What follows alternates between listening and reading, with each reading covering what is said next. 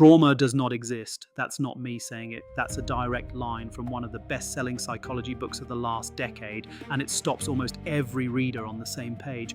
Not trauma can be healed, not trauma fades, does not exist. And I know how that lands. The first time I read it, I wanted to throw the book across the room because I've lived things that sentence seems to spit on. Stay with me because the argument is smarter than it sounds, and where it breaks is even more interesting. The book is The Courage to be Disliked, and it's built on the psychology of Alfred Adler, who split from Freud over exactly this point. Freud said you are shaped by your past. Causes push you from behind. Adler said the opposite. You use your past to justify what you already want in the present. Goals pull you from in front. It's why two people can walk out of the same childhood into completely different lives. The past supplied the material, but the goal chose the building. In the book's words, holding on to old wounds is a trick the mind plays to avoid changing today. And on paper, it's a clean argument, elegant, closed, almost surgical. But here's the problem with surgical arguments. They're usually made by people who've never been on the table. Because when you've actually lived through heavy things, you know you can't press a button and wipe the memory clean. There is no erase function. And by the way, the people selling you a clean slate, the gurus, the reinvention ads, they're monetizing the same illusion the philosopher fell for. There is no factory reset for a human being. So the real question isn't whether the book is right in theory. The question is what actually works in a real life. Do you try to erase your history? Or do you do something far more useful with it? When people carry a heavy past, they usually fall into one of two traps. Trap 1, the victim loop. Your history becomes your whole identity. You catalogue every scar, you wear them like armor, and everyone becomes a permanent justification. Can't trust people. Look what happened to me. Can't take the risk. Look where risks got me. You've met this person, maybe at a family dinner, the same story of the same betrayal told the same way, 10 years running. Nothing in their life is allowed to be about what happens next. Everything roots back through the wound. That's not remembering. That's rehearsing. Psychologists call this narrative identity. You don't just have a story, you become the story you keep telling. And the researchers who study life stories found something worth pausing on. The same event can sit inside two different stories. A contamination story. Things were good, then it ruined everything. Or a redemption story. It happened and it forced something in me to grow. Same facts, different author. And which story you pick quietly predicts your mental health more reliably than the event itself ever did. Trap 2 is the opposite, the erasure illusion. You read a book like this one, adopt the cold philosophy, and declare the past irrelevant. Doesn't matter. Never think about it. Moving on.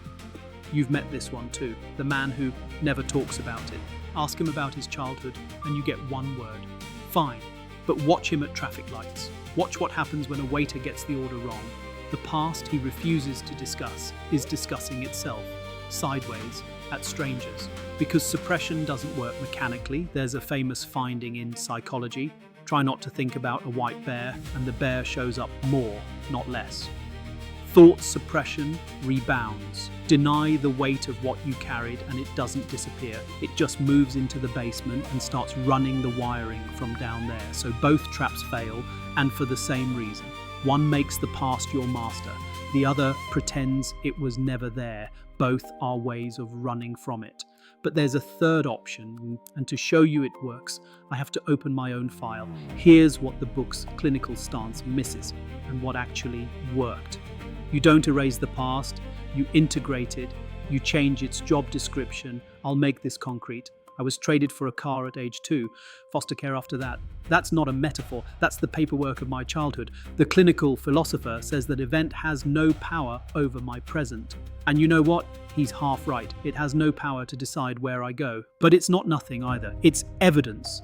Evidence that I could take the hit at 2 years old and still be standing at 50-something after being a soldier, a police officer, an engineer, an executive. None of those chapters erased the first one. They were built on it. The kid in that paperwork didn't get saved by forgetting, and he got useful because a file that heavy can be load-bearing. Every bad break in that file stopped being an anchor the day I reclassified it as a stepping stone. Same past, same events, different job. And if you want the practical version of integration, it's almost embarrassingly simple. Write the ledger, 3 columns, what happened, what it cost, and be honest because the cost was real, and what it proved. Every entry with all 3 columns filled stops being a loose wire in the basement and becomes a line item you own. The first 2 columns are where the victim loop lives. The 3rd column is where the stepping stone gets cut. And this isn't just a nice reframe, the research backs it. Psychologists studying survivors found that a large share don't just recover, they report growth, stronger priorities, deeper relationships, a harder kind of confidence. They call it post-traumatic growth. And the mechanism isn't denial, it's integration. The past gets processed into proof. Proof you survived, proof you adapt, proof the next hit probably won't be the one that ends you. But notice what integration is not. It's not gratitude for the bad thing. Nobody owes their wound a thank you note. The fire doesn't get credit for the firefighter. You get the credit for what you built while it burned. The victim loop says the past is who you are. The erasure illusion says the past is nothing. The stepping stone says the past is material. Build with it. Which leaves one question. Out of the book's 300 pages, what's actually worth taking? One tool, just one. And it's coming now. Which brings us to where the book actually earns its reputation, if you use it correctly. Books like this hand you an entire philosophical system in 300 pages. New model of the past, new model of relationships, new model of happiness.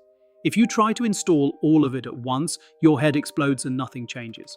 That's not how humans change. There are other tools in there. The idea that all problems are relationship problems, the horizontal versus vertical way of treating people. Fine tools.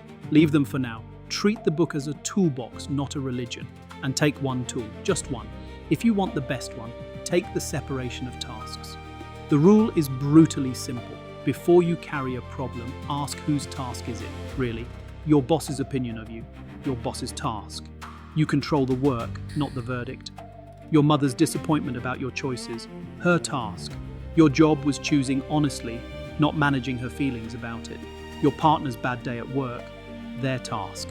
You can care without carrying, those are different verbs. And what that stranger thinks of you, never your task. Not once. You'll be surprised how much of what's crushing you was never actually yours to carry. So here's the assignment. This week, run the test. Every time something starts eating at you, one question. Whose task is this? If it isn't yours, put it down. Deliberately, calmly, like setting down a bag you've been holding for someone who left. Write it down, actually. A note on your phone, the thing, whose task it was, what you did. 7 days, 7 entries minimum. And here's what counts as evidence. Did you argue less about things that were never yours? Did you get an hour back? Did one relationship breathe easier because you stopped managing it? That's data. If the answer's yes, keep the tool. If it's no, put the book down and try the next idea. You're the experiment. The book is just the hypothesis. Philosophy that doesn't produce data in a week doesn't get week 2.